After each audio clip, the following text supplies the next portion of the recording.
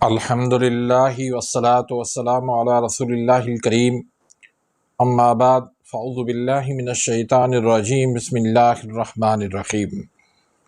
मोहतरम नाज़रीन कराम, मोहतरम भाइयों और बहनों, अस्सलामु अलैकुम वरहमतुल्लाहि वबरकातुहू।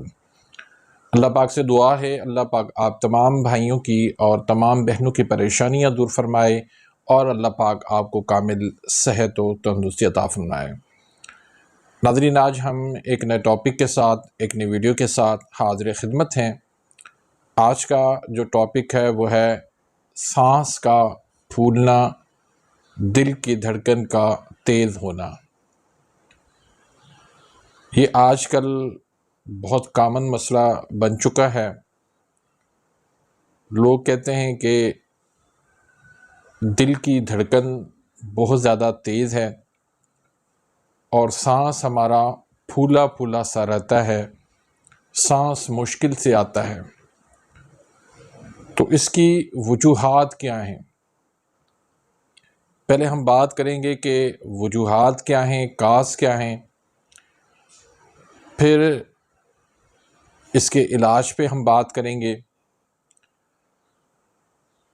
तो वीडियो को आगे बढ़ाने से पहले अगर आप मेरे इस चैनल पे नए आए हैं या अभी तक आपने मेरे इस चैनल को सब्सक्राइब नहीं किया तो सब्सक्राइब कर दें, बेल आइकन घंटी के निशान को प्रेस कर दें ताकि मेरी हर आने वाली इन्फॉर्मेटिव वीडियो आप तक पहुंच जाए और आप मेरी वीडियोस से मुस्तफ़ीद होते रहें। नाज़रीन, इसकी मुख्तलिफ़ वजूहात हैं, मुख्तलिफ़ इसके काज़ हैं, मुख्तलिफ़ इसके असबाब हैं। इसमें पहले नंबर पर तो आपके साथ दिल का मसला हो सकता है। कोई ब्लॉकेज है, कोई क्लॉट्स हैं, कोई शरियाने बंद हैं। जब शरियाने ब्लॉक होती हैं, उसमें क्लॉट्स आते हैं तो दिल की धड़कन जो है वो तेज़ हो जाती है।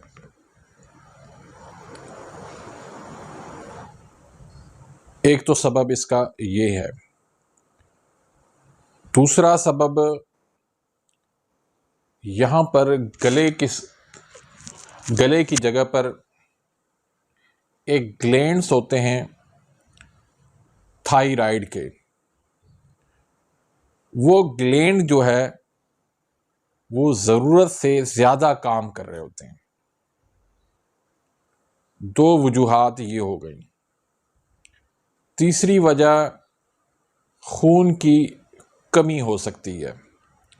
खून की कमी की वजह से भी आपको दिल की धड़कन तेज़ होती है और सांस आपका फूला सा रहता है। चौथा सबब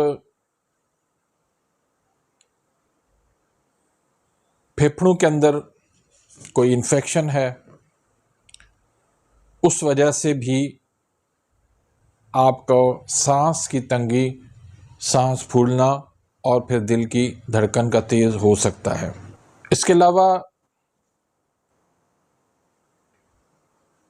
एंजाइटी और स्ट्रेस का होना, उस वजह से भी दिल की धड़कन तेज़ हो सकती है।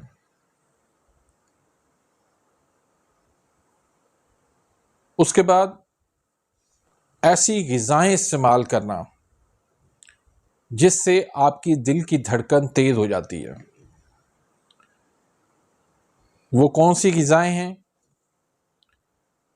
वो खुश्क ग़िज़ाएं हैं, वो उज़लाती ग़िज़ाएं हैं, वो तुर्शी और एसिड वाली ग़िज़ाएं हैं। मसलन तेज़ मिर्च मसाले, फास्ट फूड, तली हुई चीज़ें, कोल्ड ड्रिंक, चाय, आलू, मटर, गोभी, बैंगन, बड़ा गोश्त, समोसे, पकोड़े, बर्गर, पिज़्ज़ा, ये सारी चीज़ें खाने से भी आपके दिल की धड़कन तेज़ हो सकती है। तो उसके लिए आपने क्या करना है? अगर तो आपके दिल की धड़कन दिल की वजह से तेज़ है, तो आपको चाहिए कि आप उसके लिए ईसीजी करवा लें, आप इको करवा लें, ताकि ये तसल्ली हो जाए कि मुझे दिल का कोई मसला नहीं है। फिर दूसरा, अगर थायराइड की वजह से है, आपका थायराइड जो है वो तेज़ चल रहा है, काम तेज़ कर रहा है, तो आपको थायराइड का T3, T4, TSH इसका आपको टेस्ट करवाना चाहिए। अगर आपको फेफड़ों की वजह से सांस की तंगी है, दिल की धड़कन तेज़ है, तो उसमें आपको डिजिटल एक्सरे करवाना चाहिए और HICT टेस्ट करवाना चाहिए, जिससे ये पता चले कि आपके फेफड़ों के अंदर कोई इन्फेक्शन तो नहीं है। जब इनमें से कोई भी चीज़ नहीं है, तो फिर पक्की बात है कि आपको स्ट्रेस है, किसी गम की वजह से, किसी दिल टूटने की वजह से, किसी हादसे की वजह से, किसी खौफ की वजह से, किसी भी वजह से आपको स्ट्रेस है। उस स्ट्रेस की वजह से आपका सांस फूल जाता है, आपकी दिल की धड़कन तेज़ हो जाती है, उस वजह से फिर आपको नींद भी नहीं आती, या फिर आपका वज़न बढ़ा हुआ है, आपका वज़न बढ़ने की वजह से भी ये मसला हो सकता है। तो पहले तो इन सब की हम तशख़ीस करेंगे, टेस्ट करवा लें, दुरुस्त तशख़ीस कर लें, उसके बाद फिर हम किसी नतीजे पे पहुंचेंगे कि आखिर ये मसला क्या है। तो उसके लिए सबसे पहले अपनी ग़िज़ाओं का ख्याल रखना है। सबसे पहले आपने डाइट चार्ट पे आपने अमल करना है। उसमें जितनी भी ये चीज़ें मैंने आपको बताई हैं, इनसे आपने अवॉइड करना है, चाहे मसला कोई भी हो। इनमें से आपने ग़िज़ा की तब्दीली ज़रूर करनी है। इसकी जगह पर आपने कौन सी चीज़ें लेनी है? गुद्दी उज़लाती यानी गरम खुश्क, और गरम तर गुद्दी आसाबी, क्योंकि ये मसला ज़्यादातर उज़लाती आसाबी में होता है। तो उन ग़िज़ाओं को आपने लेना है जिसमें मीठे अंगूर हैं, आम है, खरबूजा है, पपीता है, ड्राई फ्रूट्स हैं, देसी मुर्गी है, बकरे का गोश्त है, अंडे, उबाल के अंडे जो है उसका सालन है,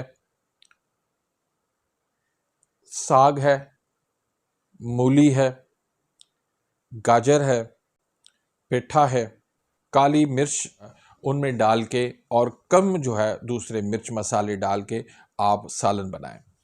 उसके साथ साथ आप एक कावा बना लें, उसमें एक चुटकी सौंफ की डाल लें, 1 इंच का टुकड़ा उसमें अदरक का मिला लें। मीठे में आपने चीनी नहीं मिलानी, थोड़ा सा आप उसमें गुड़ शामिल कर सकते हैं या फिर शहद शामिल कर सकते हैं।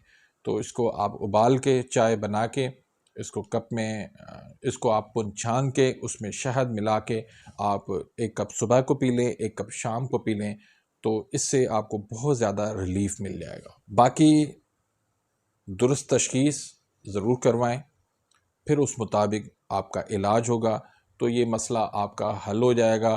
किसी बड़े मसले से पहले पहले आप अपना इलाज करवा लेंगे तो आपका इलाज हो जाएगा। तो उम्मीद करता हूँ कि आज की इस वीडियो से आप मुस्तफ़ीद हुए होंगे। अगर वीडियो आपको पसंद आती है तो इसको लाइक करें, आगे अपने दोस्तों के साथ, रिश्तेदारों के साथ इसको शेयर करें, ताकि आपके लिए भी सदका जारिया बन जाए, मेरे लिए भी सदका जारिया बन जाए। अपनी दुआओं में याद रखिएगा। मिलते हैं इंशाल्लाह नेक्स्ट वीडियो में, तब तक के लिए इजाज़त। अल्लाह हाफ़िज़।